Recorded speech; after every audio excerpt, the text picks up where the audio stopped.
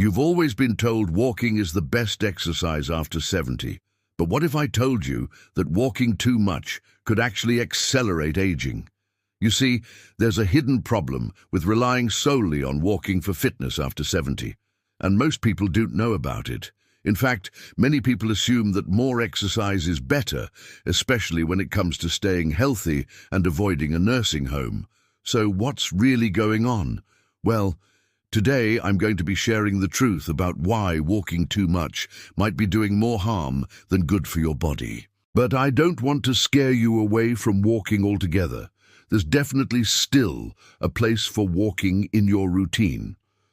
So I'm also going to show you exactly how much walking is safe, healthy, and beneficial for you after 70.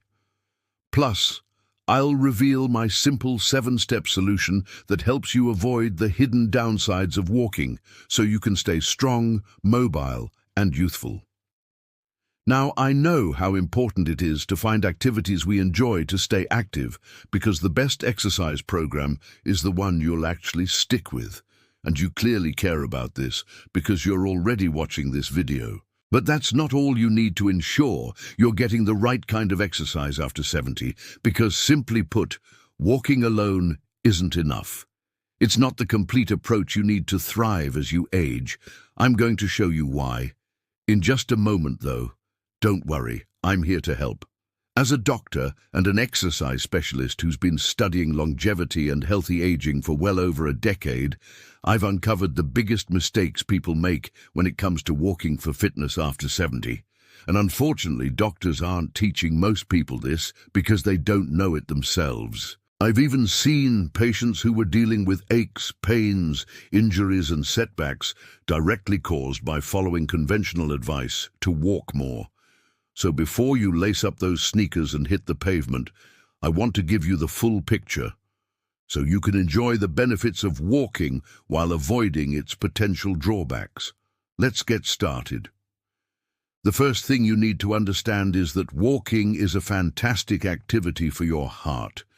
It gets your blood pumping, strengthens your cardiovascular system, and has been shown to reduce risks of heart disease and stroke. But that's only one piece of the puzzle when it comes to overall fitness and healthy aging. Muscle loss starts around age 60, when most people lose between 3 to 8% of their muscle mass each decade. However, sarcopenia, which is the medical term for muscle loss, can be accelerated by inactivity or a lack of strength training. If you're over 70 and walking extensively but aren't lifting weights or doing strength exercises, you could be breaking down muscle faster than you realize. This becomes a serious issue as it leads to frailty, weakness, and balance problems, which are major contributors to falls and injuries in older adults. Signs that sarcopenia might be catching up to you include a slower walking speed, poor balance, fatigue, and weak legs. Overwalking, especially without addressing this muscle loss, could be part of the problem. So if you're concerned about maintaining your muscle mass as you age, I strongly recommend incorporating strength training into your fitness routine at least 2 to 3 times a week. Next, let's talk about the joints. Walking is undoubtedly weight-bearing, meaning it puts stress on your knees, hips, ankles, and lower back. While some stress is necessary to maintain bone health, too much stress without adequate rest can be detrimental. Walking too much, especially long distances without proper strengthening of the surrounding muscles, can lead to joint wear and tear. This can result in conditions like osteoarthritis, runner's knee, shin splints, and other overuse injuries. If you experience knee pain, foot soreness, or hip stiffness after a long walk, it's a clear indication that you might be pushing your joints beyond their limits. So remember, a little discomfort during or after a workout is normal, but persistent pain is not. Pay attention to your body's signals and take rest days when needed. You see, sometimes our bodies have wisdom that we ignore at our own peril. Pain, fatigue, or soreness are not signs to ignore. They're signals from your body telling you that something's out of balance. Now, fatigue is a common complaint after a brisk walk, especially when it's hot outside or if you're not used to being active yet.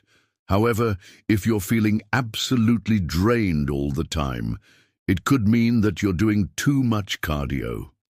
See, excessive cardio like long-distance walking can elevate levels of cortisol, the aging hormone. Chronically high cortisol levels have been linked to accelerated cellular aging, impaired immunity, and increased belly fat. It sounds counterintuitive, but taking rest days or varying your workout routine can help keep cortisol in check and promote a more balanced state of mind and body. Remember, rest and recovery are just as crucial as the workout itself. So if you consistently feel tired, sore, or stressed after your walks, consider dialing it back and incorporating more rest and recovery time. Or try switching things up by adding different types of activities into your routine. Okay? Next, let's talk about balance. Walking doesn't effectively improve fast twitch muscles, which are crucial for balance reflexes. Additionally, it doesn't significantly enhance bone density, making it less effective for osteoporosis prevention.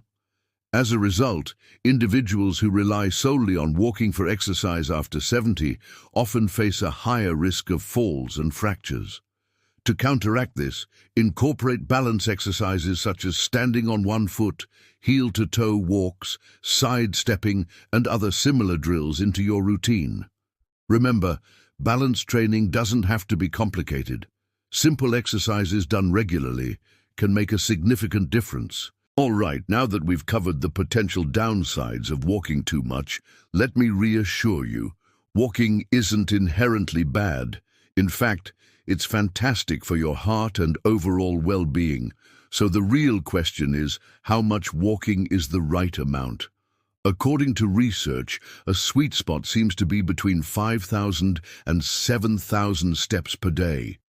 For most people over 70, while 10,000 steps may sound like the ultimate goal, it's not necessarily healthy or safe for everyone, especially those who are recovering from injuries or have certain health conditions. What's more important than the number of steps is the intensity and consistency of your walks. Aim for brisk walks of about 20 to 30 minutes, but avoid walking excessively every day. Allow your body time to recover and rebuild muscle and connective tissues. Listen to your body's cues. If you experience any pain, fatigue, or soreness, it's your body's way of telling you that something's out of balance. So pay attention to these signs and adjust your routine accordingly.